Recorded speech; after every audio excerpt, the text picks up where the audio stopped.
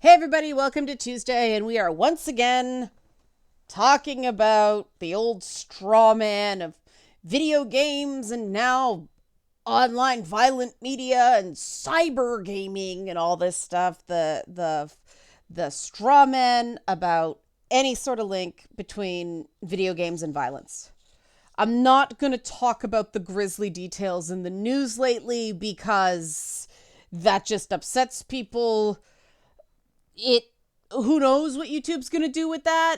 My video yesterday got limited ads. I don't know why, for the life of me, but you know, that's the way it works. But yes, cyber gaming and violent online media have come up lately about why people, notably young men, are violent, and it's nonsense. I did an entire episode of Boss Fight about why video games don't cause violence. You can go and watch that. So I'm not going to dwell on that. I want to talk about what's going on in the media and why this keeps happening, because there are reasons for this, right? There are reasons, and I think it's important to talk about. So if you like this content, despite me potentially getting demonetized, or perhaps because of it, help support this channel. Become a monthly patron, patreon.com/LeannaK, or you can buy a one-time Leanna Care session for someone who can use it but can't afford it, coffee.com/LeannaK. So not only is online media being blamed for violence lately, there's this weird thing about this general fear of social media and the internet that various media personalities go on about bots and trolls and people's minds being controlled by online echo chambers, and they seem completely unaware of their own role in this, right? When you take somebody who is just, they're legitimately connecting to something and you dismiss them as a bot or a troll or some horrible person or a violent person or some sort of useful idiot that just hasn't seen the light, you're pushing them away. And if you're pushing them away, there are legit bad actors on the internet who are quite happy to catch them as they fall. And that's what I keep seeing online. I've been watching this stuff for, oh God, like 5 or 6 years now, and it's just the same old pattern. The mainstream, the center to far left, flips out about something, has a moral panic involving media, gaming, or the internet, alienates an entire group of people, and then the right exploits that by saying the right things at the time, flying the flag, cheerleading, making these people feel like at least someone understands them or someone doesn't think they're terrible. Only to find out later, no, they just want, your money and your people power. They actually don't give a damn about you, or worse, they're actually actively bigoted towards some part of your identity. And then people just feel completely lost. And this disturbs me for various reasons. The biggest one, though, is that these various partisans were just, seemingly in a race to alienate as many people who are online as possible, maybe because they're playing a numbers game. I don't know. They see the number of people who are extremely online versus the people that aren't, and they think, all right, acceptable losses. But I think there's more to it than that, right? If partisans drop the cyber gaming, violent online media, all that stuff, they might actually have to take a look at their own behavior and how their own behavior is is fanning the flames of polarization and aggression and dehumanization and a permission structure that can justify hurting people in someone's mind. I'm seeing a lot of that. And I keep ending up on the wrong side of things because I'm just like, wait a minute. Because the reason it tends to target video games, in my opinion, what I've observed, is that video games really complicate partisan narratives because video games require at least the illusion of choice. You know, not necessarily, sorry, my notes are here from something else. Not necessarily true choice, but at least the illusion of choice in something. And that means you have to provide different options, meaning strict moral purity isn't possible. And extreme partisans on all sides don't like that, right? Because it's less controlled. It's causing critical thinking. Like, yeah, you know, we don't want that. We want good, safe, linear media that doesn't question our core beliefs or ideology at all. There's a real problem out there right now that people only take issue with ideology when they can see it, meaning when it doesn't agree with what they themselves think, not recognizing that everyone has an ideology. And if you want to be a good critical thinker, you have to question everything periodically. Not everything at the same time, just everything periodically, right? The problem is the real extreme partisans on social media, the people who are, it's like, oh, not again.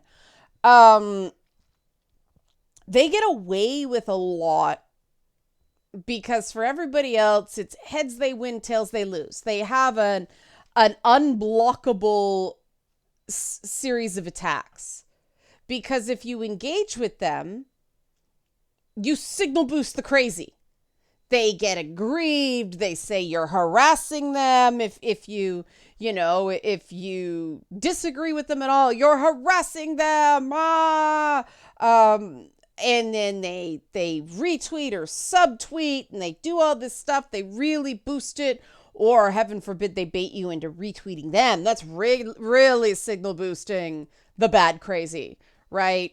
Or if you ignore them, if you don't engage, they claim you won't debate them. You're too afraid to debate them, which to the people watching them is some signal that they're right somehow. It's not. But that, like, it's a heads they win, tails you lose. There is no way of combating those bad ideas with good ideas because of the way they just leverage raw emotion. And there's no forum anymore that's trusted enough to do an exchange of ideas, a discussion that will do anything. Because the minute any discussion is over, all the partisans go to all their partisan talking points and they just rah. Everything is turnout now. Everything is turnout. There is no strategy I am seeing other than, the runoff in the last national French election where anybody was appealing to the middle ground. It's all factional. It's all tribal. And we're not even allowed to say tribal anymore because somebody gets upset. And the problem with this is that these divisions are, unlike video games, actually something that does lead to societal problems.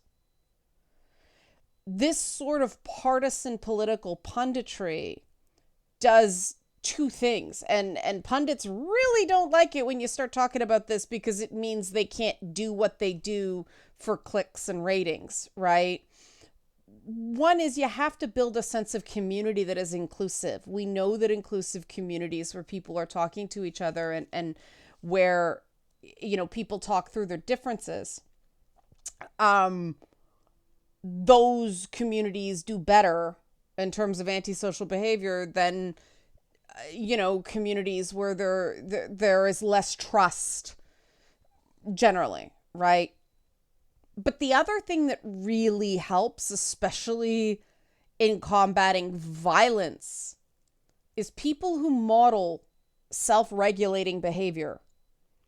Authority figures who model self-regulating behavior, meaning de-escalation, taking a breath, walking away, listening, talking through things, not escalating conflicts. We have a problem right now in the language of personal responsibility, which was a big deal when I was growing up in the neighborhood I grew up in to try to stop young people from getting into some not so good stuff, right? The language of personal responsibility is currently incompatible with the current language of advocacy. If you listen to the language of advocacy, it's everything else is the system's fault or this group's fault or that group's fault, and they're coming to get you, and we need to stop and we need to fight, and we can't back down on anything because if we let one thing in, it'll all come in. I mean, everybody's stressed because of this messaging over and over and over and over again. And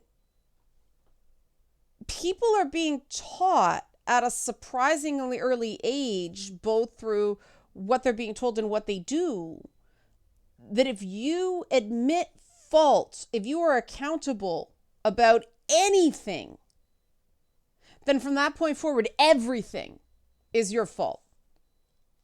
And so the smart thing to do, the self-defense thing to do, is admit no fault for anything.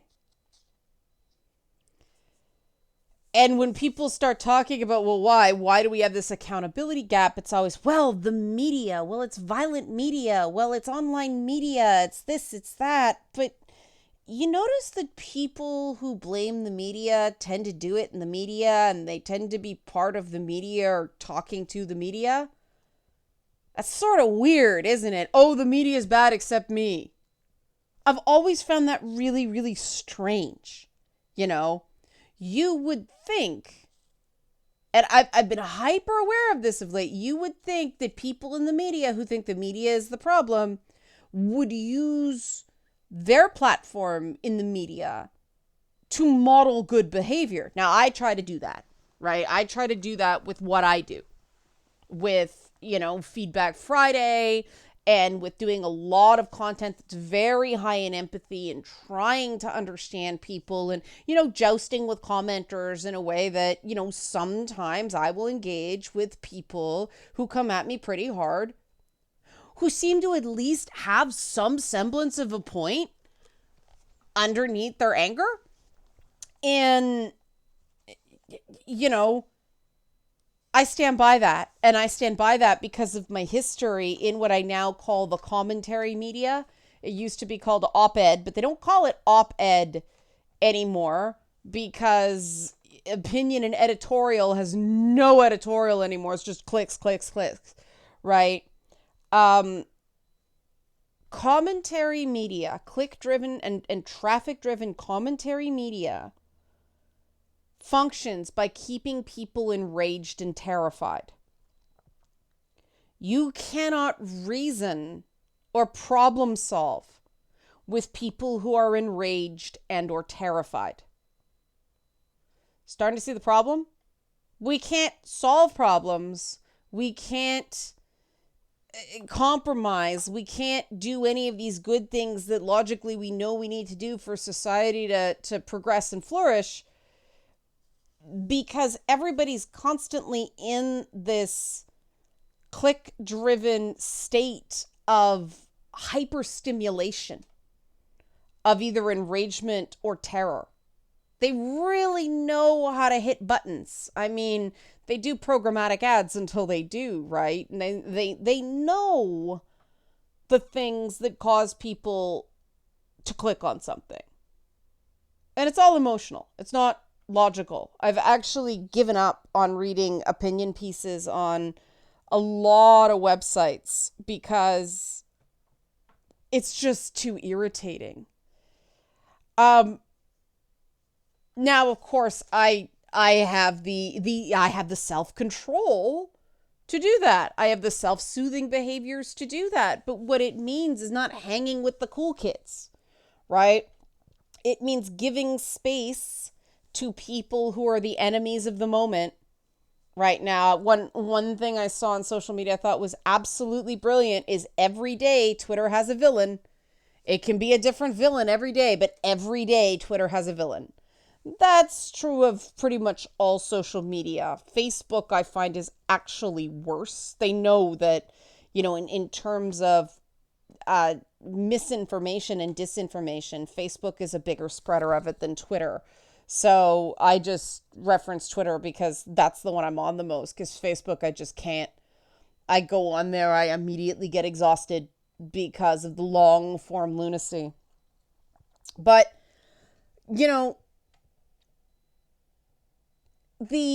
what's interesting is that the actual causes of violence, the actual causes of antisocial behavior, the known causes of people who lack self-control, what we know about that has been relatively unchanged for decades, right? No matter how much research goes into it, we know it's a combination of a bunch of stuff. Family bonding, peer relationships, something called cultural shaping.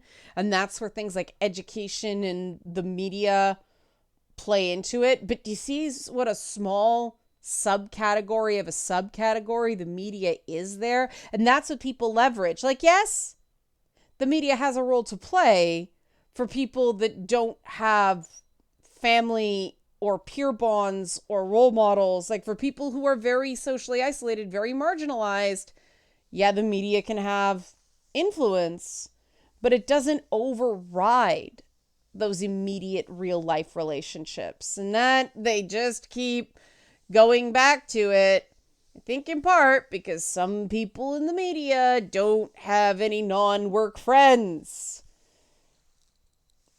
Think of some of the loudest mouthpieces in the media. Would you want to be their friend?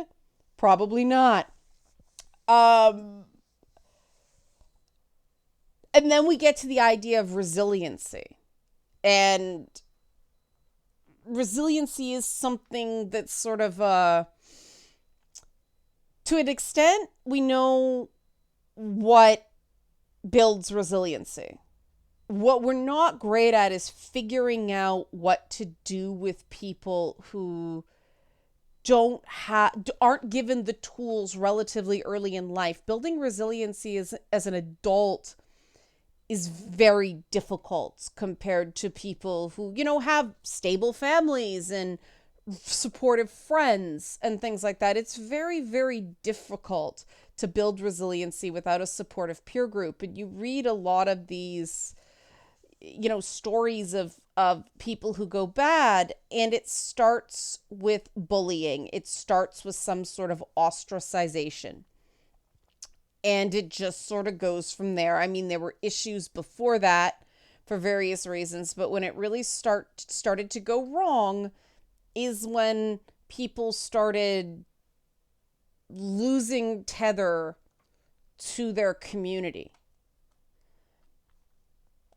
And this is the thing that's got me really, really concerned about this blame interactive media, blame online media component, is that there are too many people who don't trust systems, don't trust other people, and so they're not making those meaningful connections.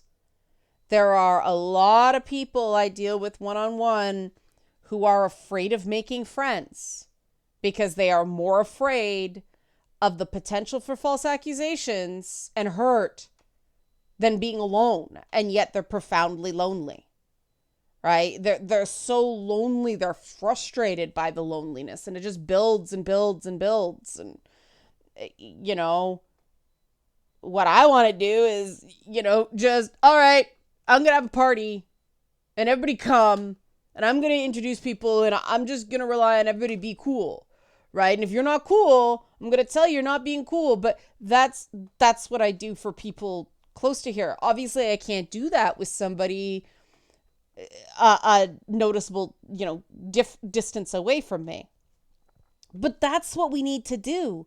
We need people to be meeting people so they can make connections with people, so people can talk about their feelings and actually get support, actually get a hearing, and not get an immediate bad reaction, because they get those bad reactions and they withdraw.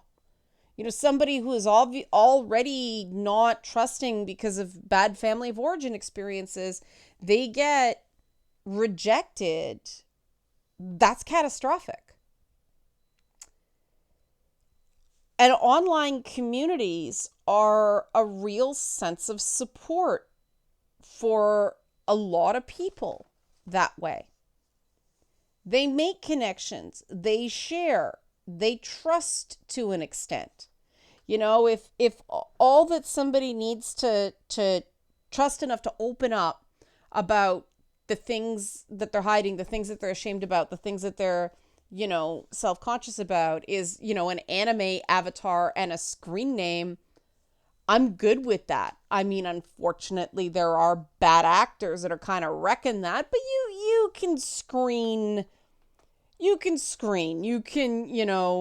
test out and be relatively certain that the person you're talking to is a real person. Everybody kind of gets fooled sometimes, but, I'd rather get fooled a few times than dismiss someone as a bot and have them go away feeling rejected, having done nothing to deserve it, just existing and having the wrong opinion. And this is the thing I don't get, and yet I do get, about these people who blame media they don't understand, as opposed to looking at how they're contributing in media they do understand. That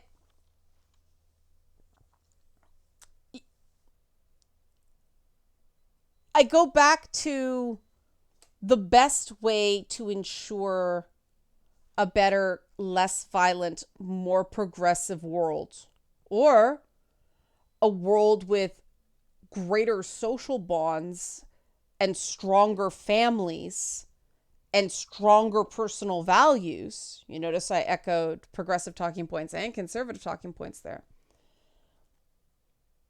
The best way to do that is model good behavior. And yet what I see when I look out on the internet is people demanding good behavior of others while modeling rather poor behavior. And then people jumping to the defense of these people because at least these people are saying the right things, even though they come up short. Not recognizing that there's a difference between not always meeting your own ideals and really being hypocritical and not really trying. Personal accountability is hard and it gets exhausting, and nobody's perfect at it. But there's not being perfect at it and really making excuses for yourself, and common sense knows the difference. And I really do think that these people, I mean, Uvalde was a shining example, right? They blaming cyber gaming, right? And then it turned out there were massive mistakes by law enforcement, like huge. And does this surprise me? No, because most people who blame stuff that isn't the cause tend to do it to deflect from their own behavior. But I do feel terrible for the people who get caught up in this stuff and feel incredibly hurt because they've been dismissed as, a bot or a troll or some kind of alt-right stooge or something like that, when they're attempting to connect to something through a game or a show or something, a celebrity or something like that. I mean, I don't like the show Steven Universe at all. But if somebody's really, really stoked about Steven Universe, I love hearing them talk about why they love the show. There's a lot of shows that are like that for me. Like, I don't care at all about this show. I do care about why someone likes the show because I'm learning something about them, right? It doesn't really take much to listen. Or I said that, and then I realized, you know what? Maybe it does take more to listen than I think. And I'm just taking my own skills for granted. But you know what? It doesn't take as much as some people think. That is the fear and the anger not allowing them to be rational or problem solve. Listening, really listening, is way easier for me at least than trying to figure out what to say. So I'll ask a question and then another question and then another question. I don't have to formulate an opinion on anything for a good long time because I'm still gathering information. That's easier for me than formulating an opinion based on insufficient data. But people feel so intent on rushing to a position, finding the take, right? Getting that out there right away. And then, it's wrong, but then they double and triple down, citing a bunch of stuff that's kind of nonsense.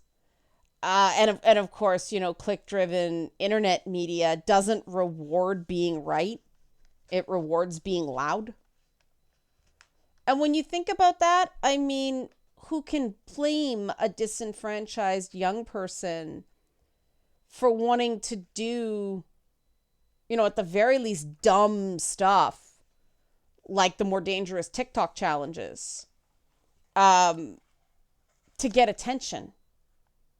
Because the behavior that the people they look up to, the people they form parasocial relationships with, what those people are showing is it doesn't matter how you get clicks as long as you get them.